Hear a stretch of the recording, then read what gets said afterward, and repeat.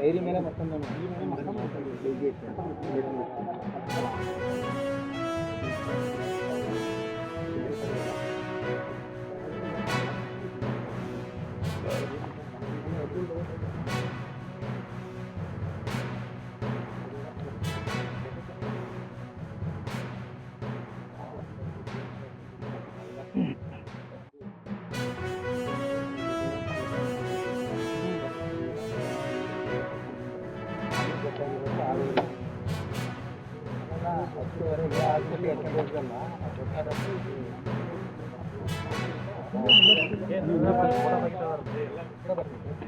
ಬರ್ರಿ ಬರ್ರಿ ನೋಡಿದ್ರಲ್ಲ ಬರ್ರಿ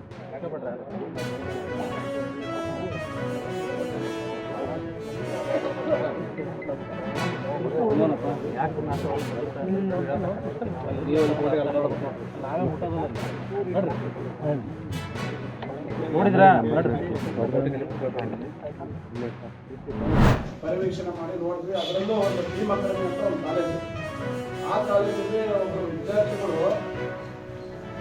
ಮತ್ತು ಅವ್ರ ಪೇರೆಂಟ್ಸ್ ನಮ್ಮ ಹತ್ರ ಬರ್ತಾರೆ. ಫೀಸ್ ಭಾಳ ಇದೆ, ನಮ್ಮ ಹತ್ರ ಬರೋರೆಲ್ಲ ಓದೋಕ್ಕಾಗಲ್ಲ ಅಂತ ಹೇಳಿ ನಮ್ಮ ಗಮನಕ್ಕೆ ತಗೊಂಡ್ಬರ್ತಾರೆ.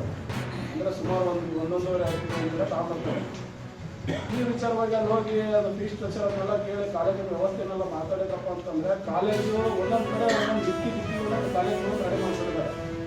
ಬನಶಂಕರಿ ಬರವಣಿಗೆ ಒಂದು ಮಾಡ್ಕೊಂಡಿದ್ದಾರೆ, ವಿವೇಕಾನಂದ ಬರವಣಿಗೆ ಒಂದು ಮಾಡ್ಕೊಂಡಿದ್ದಾರೆ, ಆಂಜನೇಯ ಬರವಣಿಗೆ ಒಂದು ಮಾಡ್ಕೊಂಡಿದ್ದಾರೆ.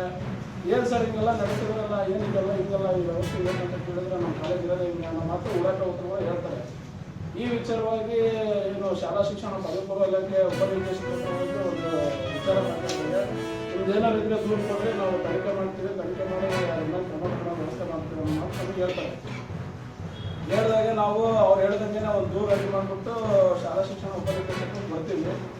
ಕೊಟ್ಟರೆ ಇದುವರೆಗಾದ್ರೂ ನಾವು ಕೊಟ್ಟಿರ್ತಕ್ಕಂಥ ದೂರಿಗೆ ಯಾವುದೇ ರೀತಿ ಕ್ರಮನೂ ತಗೊಂಡಿಲ್ಲ.